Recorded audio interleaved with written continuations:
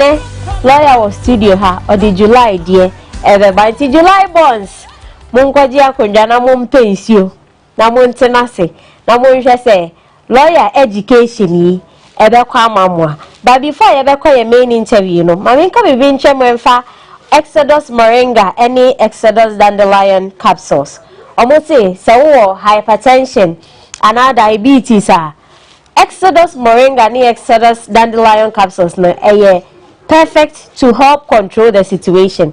Inji almost say for 2 bottles be for 2 bottles na at least for an hour before meal 3 times a day. Wo fa na sa no ebeboa ama wo diabetes any wo hypertension akofo ama inti Exodus moringa any Exodus dandelion capsules say minka we ensure nebusiafo Lawyer Anokye Frimpong are come ho ewa ha lawyer me ma wa kwa ba Bacha mejo lawyer o ha ye fedodo I like your shirt me da say so me person ya wa fa dia odi won yin na me da say me de ne de mo na esa me da mwase okay last month June na me birthday 11th June Max TV okay to no ma bebre ade chem I'm to me mo body wa na ntare ka ho ntare le bi ne print okay that's it na eda o za so me Max TV there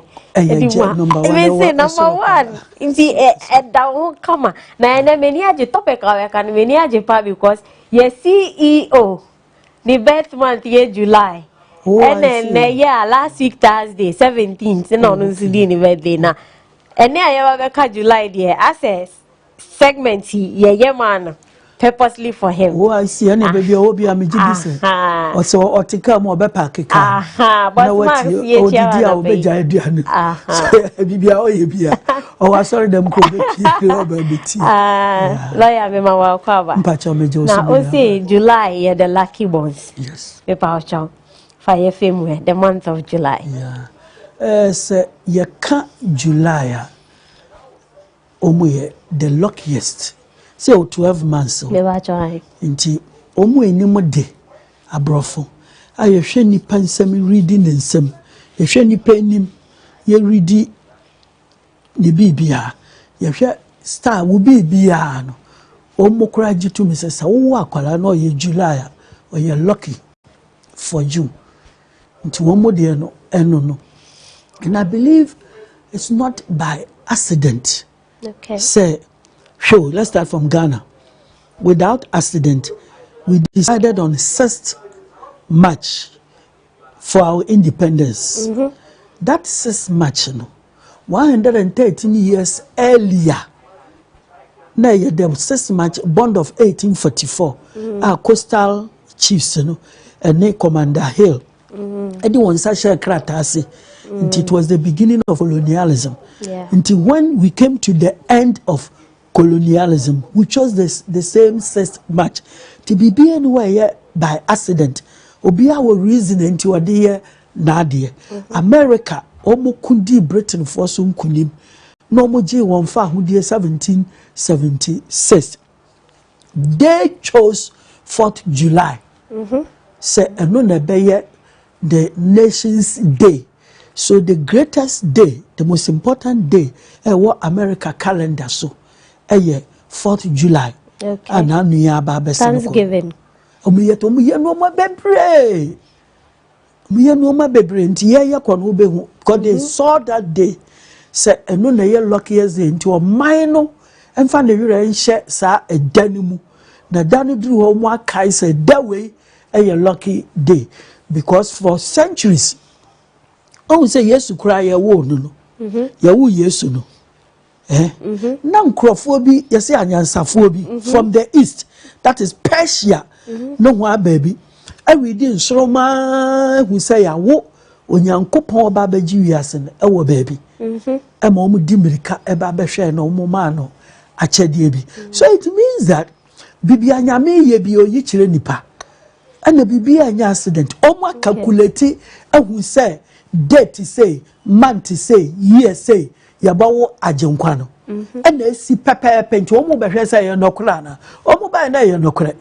Ti misra bibi anywhere by accident. And that sad date, I'm a no tehano. You may think say enye debia.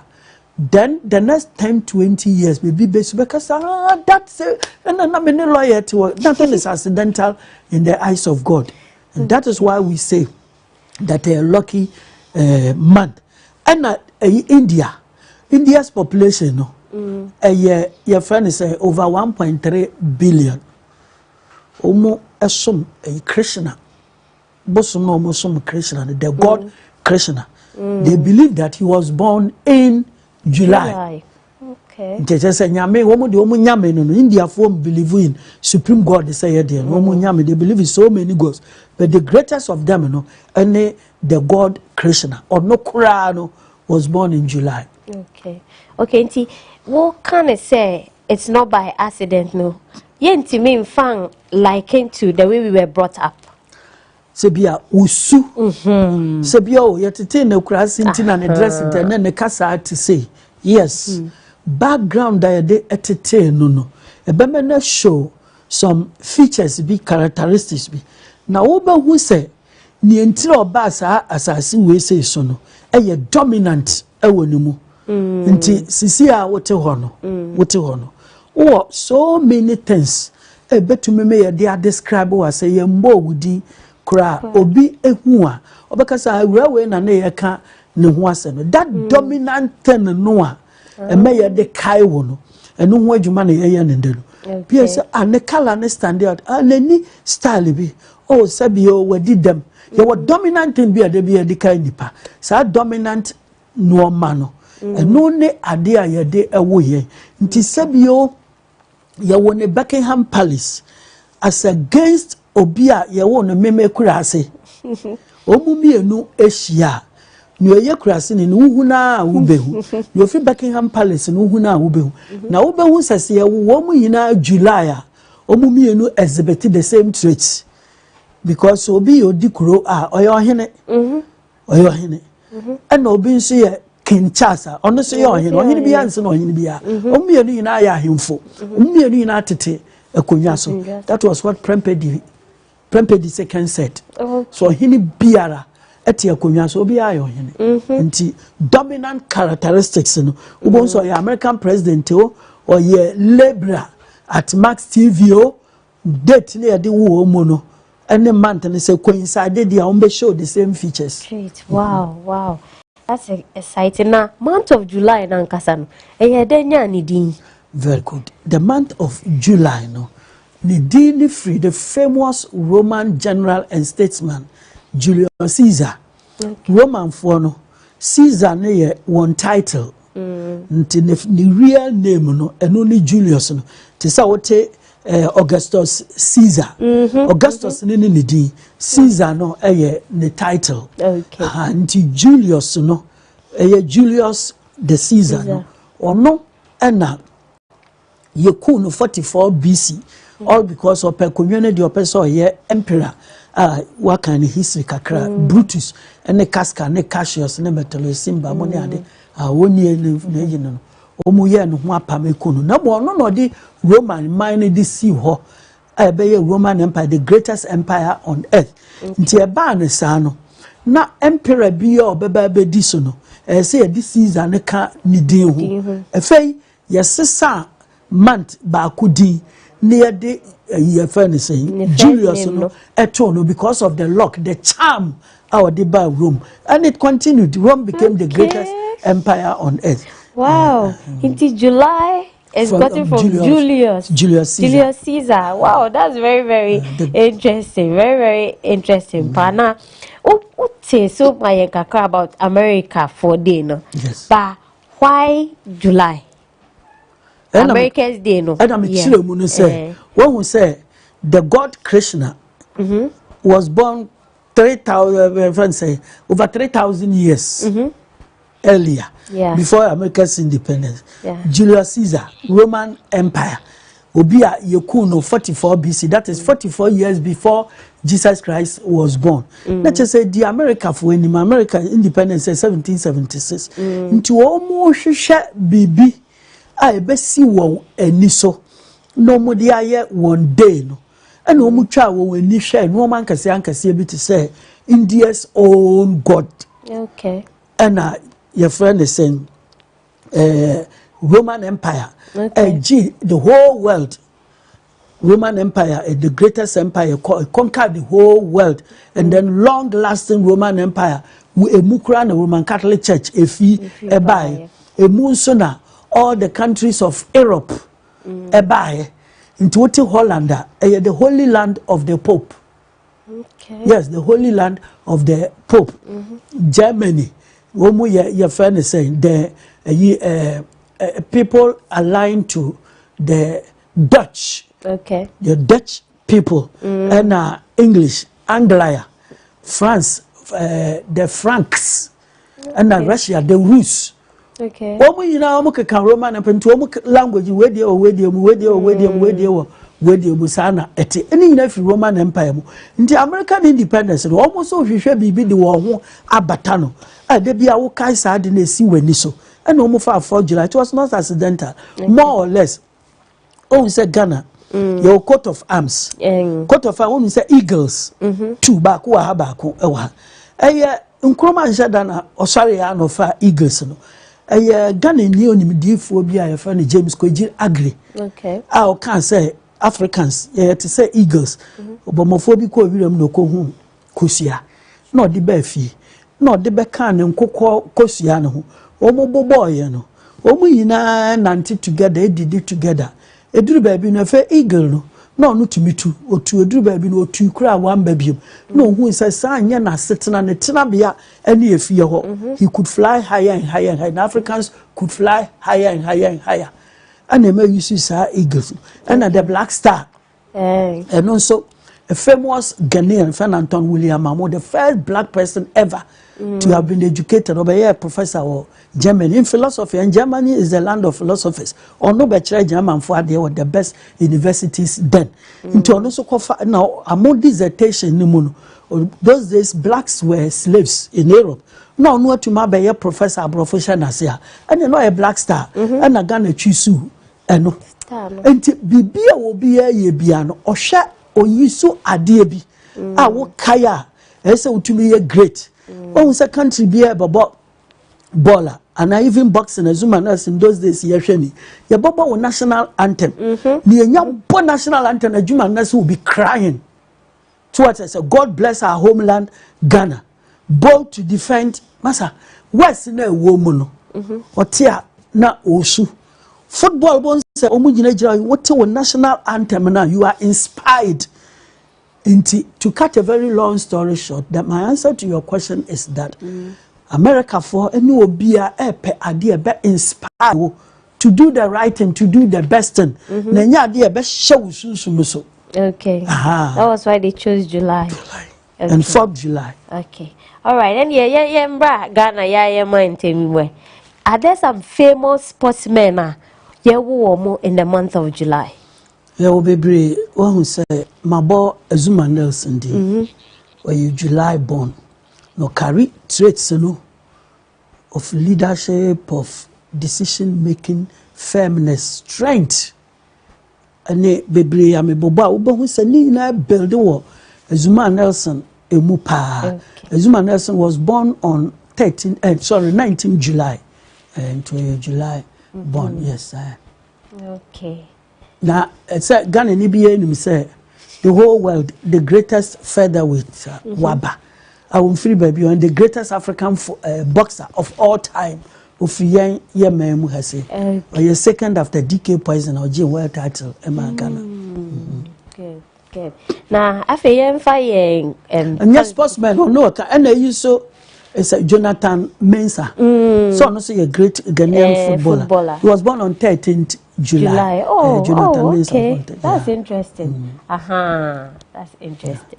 Okay. And the fire politicians need politicians. And before politicians, what about the musicians? Okay. You are arranging it that way. Okay. So our musicians also. Powerful one. The whole of Africa. The greatest rapper. Where are you? Ujidi. You're on the 10th July. Wow. Wonderful. You're on the 10th July. Powerful. na obeye program be tum for me na so mbeko sir ah enti menya no right oh enti na oboka ni pa for the second see you wodi I just okay you wodi ke be twa wasuke ya do boko bokina na togo yes okay are there more musicians these are the great in fact no be an ebo ni tin what you say bibia na yimu orempemu asiedu okay all right and yen share na feyembra politicians no so yen share politicians no so be politics and also produce great politicians pa Professor K.A. Buzia be second prime minister of Ghana, prime minister of the Second Republic from 1969 to 72 na be makama ni monyam for pa wo nani ma lon so ya obemfo kase pa na ma menka se bi wo da bi omsanfa no mra ne ntoma no wo se ne ntoma no a ofura no na no a se afenyo mark na etiemi a wontiemi he shouldn't make a mistake. Okay. You see yade mahama ebesi akonwa so no mi hu se na afenyo mark na she jumper and wofura kente eguso. It's completely wrong. Matemo hu form no a wo mu asifi NLM United Party Progress Party and MPP no omu fura ntoma omu fura ne se Professor Buzi ade no omu ya ne se ahemfo de no e se wokokoso no egu ho na CPP Kwame Nkrumah se ne ofura ne de na jumper ka ho nti CPP party any NDC omu na ehye jumper ansa na omu afura ntoma egu so nti sa education ya ye ne ha na enya agro na ya ye bedi ewa ho these are things as when obi anka nkyere no no ye MPP ni and the MPP the whole leader of MPP in parliament no fra odi kan share jumper no fra kente edigo so that is not their tradition nti on come back to even 1979 Third Republic obon MPP fo ni nyina ye inaugurate one obia efrantoma without jumper and PNP and they CPP ne whatever Nkrumah's party no omu nyina jumper with until he aired because he had not been taught things like this, and I believe somebody will make him know if he's not watching it today. But yeah, no topic I can Buzia was born on 11th July. On the first African professor at the University of Ghana. At the University of Ghana 1948. Nana brofon kwa anechere adeho. Enti ono any bibini ofra brochure by no chira adeho. I think sociology department later Umusakreti Institute of African Studies no chira African history and anthropology ewo.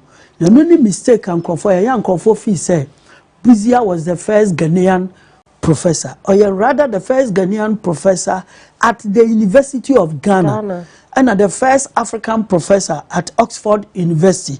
But the first Ghanaian professor ever was Professor Anton William Amo, 1703 to 1756. More than 200 years and son Buzia. And he quality and who was now that doesn't mean he's a Buzia and a great man. She no man make no. He also exhibited the traits of July-born people. He was very firm. When Nkrumah was seriously ill in Guinea, that time near to Kwame Nkrumah by no Guinea or yare cancer. And they say a drobi wanzema say the biano or Tiwano a president say I really ba church or more the man or not or the bias restaurant and the body near in Adenoko. Yariana Sam baby Guinean president the delegation by so more pesa drain Buzia refused. Yet July 4 traits, they are very focused. Or now just on powers among powers. Meanwhile, he was a Methodist evangelist. One journey Yesu Christ or General focus. So we say, oh, he hated Nkrumah just as Nkrumah too didn't like him, supposedly. Then we had another famous July-born politician, Professor J.E.A. Mills. Okay. Nanya Okonekra Echino. He was born on July 21, 21st July. Obey president after Rawlins. Now, also a self-determined. Sana July 40. They have heavy inner stability and they don't bow to anyone. Nti Tama Rollins selected no babaye vice president kakra babedi president. Rollins thought he would toe his line. I said that I'm not pro Rollins, I am pro Nkrumah. She Rollins pa. No, you ship be Tamwa. Yeah. Oil, you know, you can see a by ship and a drill oil. Near Pebi, a D so now Rollins cast or the D. Better so an FPSO Kwame Nkrumah. And that is the July born trait. So they think about themselves, what they think is good for themselves. So they are loyal to themselves first before to any other person. That is. And Dr. Adokofo, he was born on 14th July, a great Ghanaian politician. So you fan kai Kufuo mpa Adokofo Yebekai say or President Kufuo Nuyekuma Yebekai say the way I say ufri plane musi, especially we will be out and foreign visitors eba na mufi Kotoka International Airport moba nice buildings are in those days we do 37 military hospital na an eyesore papa na transform 37 military hospital and Liberia for ahweso a almost ACB two one was an handwriting no and the most magnificent Ministry of Defense the whole of Africa papa na si ede emaye or July born initiative July for Ekuta, a very high sense of initiative. So we say that they are born leaders. July for. Okay. Where they are say great African leaders, Nana. Great African leaders. Yeah. Imagine Nelson Mandela. Wow. It's a July born. Nelson Mandela. He was born on 18th July. Wow. You know, he was born on 18th July. Now Mandela they say nkwalakura in the story say utumi kwada prison be 26 to 28 years all because of perfahudie amaneman sabe tam ye de no kwa no so young person biara nka niyemu anka bia osua ade niyemu anka relationship with a woman so no say nipa okona sorry wo ye na adwuma or share a family. This man was able to forgo everything just because of the focus. He said, "Ope fahudie ede ama nemai." Nti eden ye money die boni din so na bia besra July for no. Na won so ya mo wudi na we July. Shall say we ye bibi. Ama next time no won so ya be dey bobo because nothing that is late when you are still alive.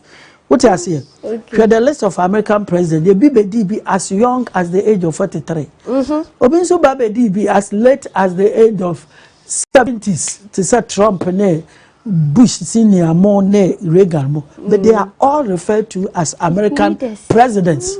At any time you can shine. Into what you be saying now we July. Bisa almost like that as you shoot up like an eagle. Okay. Where the other son is here and Brad, dear and at the world level, African, Lumumba.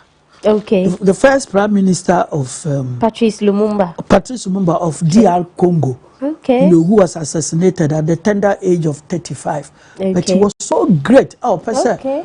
Born in mind who buying a free imperialist bodies to say Britain, to say Belgium, to say France, to say United States. And that's how many also who say minerals now want no nuclear bombs near you to almost target you. Nkrumah ye bia so be man protection na bibini o protecting ni nua bibini e be kwa kosi. Until the end this man was killed in cold blood. He was born on 2nd July. And there's a famous university in Russia named after him. Patrice Lumumba University. I mean the whole Africa won't to mean African history. Patrice Lumumba Ephraim Derby. And yeah, July was near to me who say there are great leaders in the even at the world level, Princess Diana was born on 1st July. Okay. Princess Diana was the first. Also very charming. Very. And I had a high sense of initiative. No man, no yeah. And I'm so the win. Britain fortune for train and anye. Now Jane says say and I may. Even though it led to her death and fan hokra because onimiana oh yeah, that is a sense war July from now as opposed to June Diana na make I'm June born. June no what me twist one see oh June this is game by na another station be a friend me say lawyer yes slow ya te say wo call Max the every Wednesday wo call na ye the idea hia wo say wo ben no one ye ne nepe our station is going to collapse obi oye jumbo no oba ring massacre say mesra mu ti ade mu tumi fa nche oche na menya emergency obeko sa na June 40 they act on sentiments on emotions. July 4 they don't act on emotions otena ho no wa assess na ade a ope nti se na adwen say wo na down for no one na ba no this thing you don't deserve it on fama or the many powerful and June ni so we switch na kakra bi na attach in heart a pierce in the heart yintisa your friend say June 4 and tisa emotions say make us June 4 we react on emotions. July 4 and tisa by their own decision and they do things that they believe will suit them. Initiators and they have high sense of work ethics. I say juma we na me I didn't know say metena fie. Abonamindru ejumemu. I didn't know say metena ho ma ohia ekame. I have to find something doing. They initiate, they are pace setters, then others also follow them. Now America has produced even 3 presidents awumi July. They have famous president called Gerald Ford. Okay. Ford was born on 14th July. And John Quincy Adams on also 14th July. Okay. And your friend is saying another one was born on 4th July. Yeah. Okay. Gulvet or something was born on 4th July. Yeah. Interesting. Kevin Gullard. Yeah. Kevin Gullard. Yeah. Okay.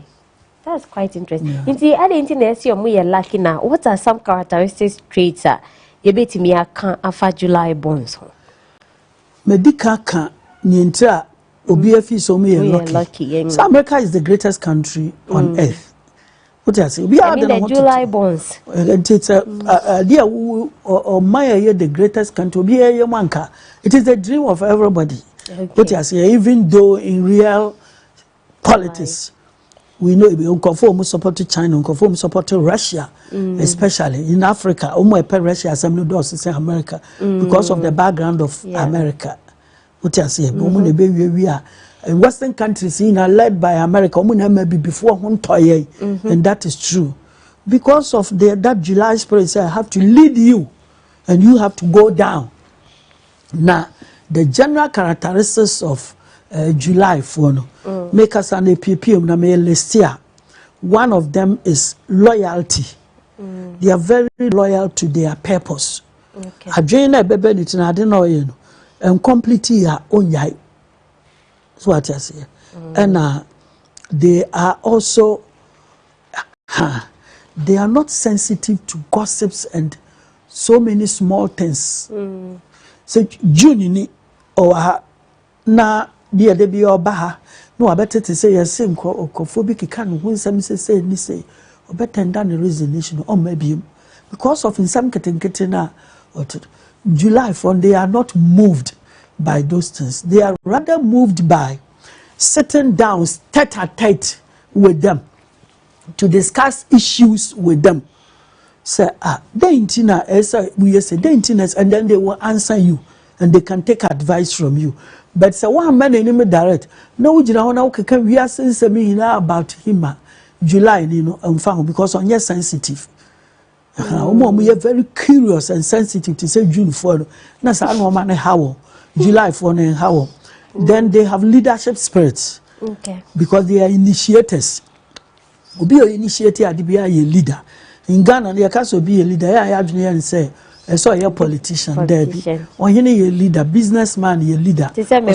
Boss Max. Or you're great. Say your friend is saying, say none answer some you're sure say one at a certain time GTV let me be the leading broadcasting stations in Ghana.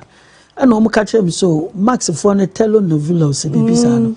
Me who didn't anybody. Telenovela. I know. The leading. And it's a free marks there, then you attribute it to the leader. Yes. And that spirit, there's this more manager on a year no crowd is and not techiwa, not yan techiwa, and not chiwa. Sounds a great initiator. Oh no, they are DBA, self and teacher book. So be away be a mouth pen piano or renge the facility now. Umbema ya wako deni panase in a very special, formal, ceremonial manner. Wow. And that's all young lady know to me as a initiative. No? Great. And my mom tells it to somebody, I'm a class 1 teacher. Me cry, some you call ye be a man, no, me says quapon. Some of the Methodist of Cra, we would that I may apa. And I'm a history, I'm in me in any poor chairman.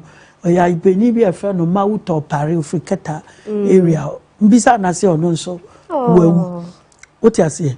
But a bimbo be a why be amount, be a soft food be, and no preachy a car, wakuma. Ma one could kumu home. One could dear, would you be born a chair no? To me, friend, mammy be woon answer and fed a la bianca. Was none the life in a quite bad.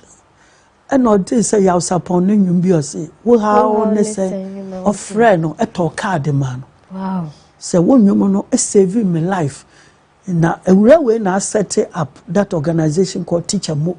Say bibi a wokai so bi ayama. Let us go and surprise him. Obeto present bi. Na what should that catch no? What my family members be at that and it's a surprise birthday. Okay. And that day what if you but when you say Lawyer Anokye me chere na de be 20 years ago.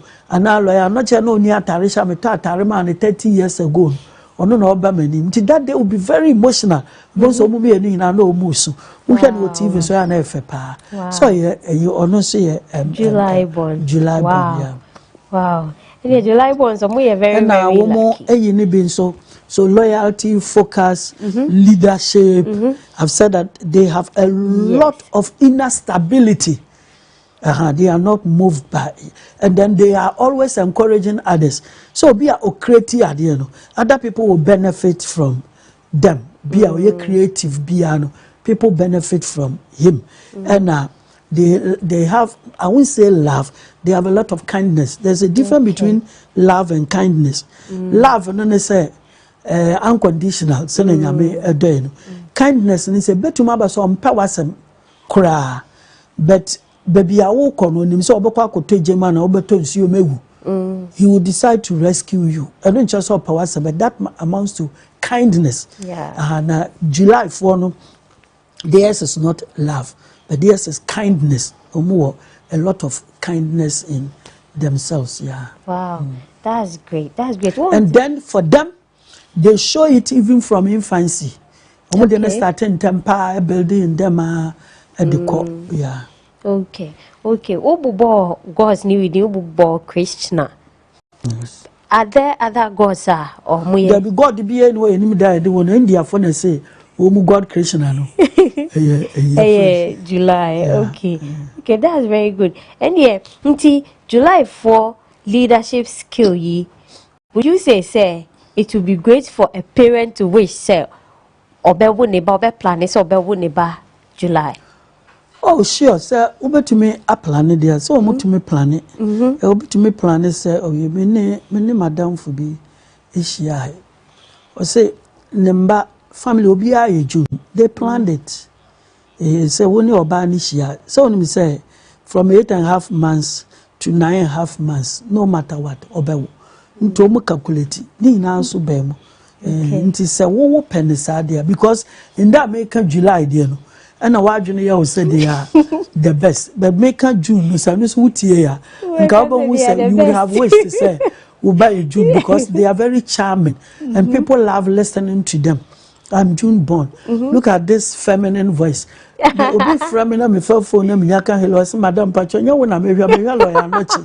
Still, you would want to listen to me. Yes. Not because I'm brilliant, it's because of where I'm coming from.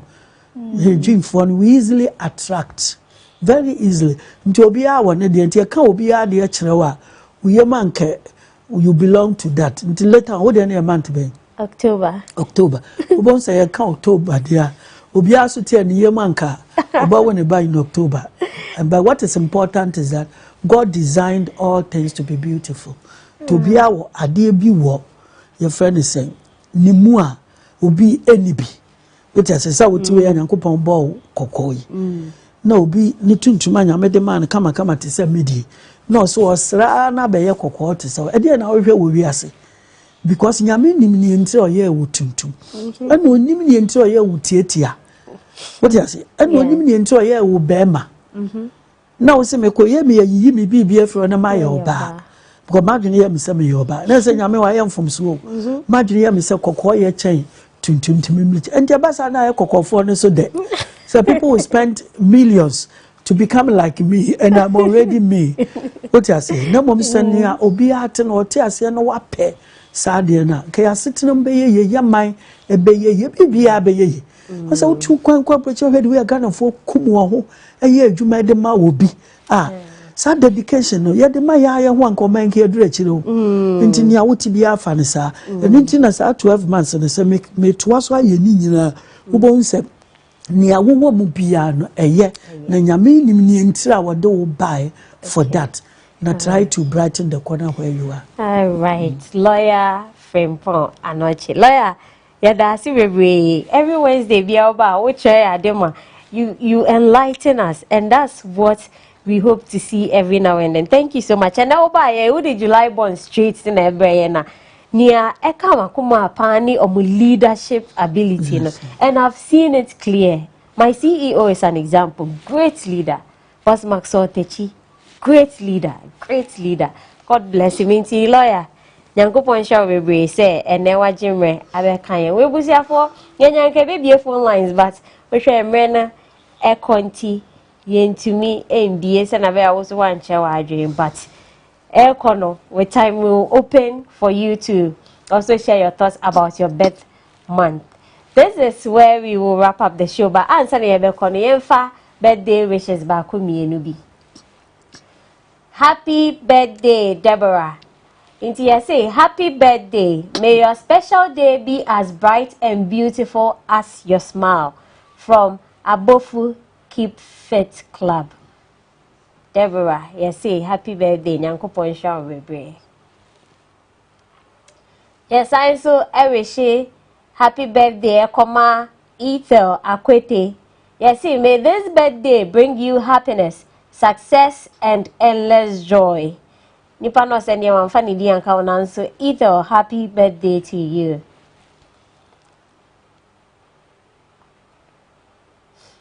And our face happy birthday to Mr. Courage Tete.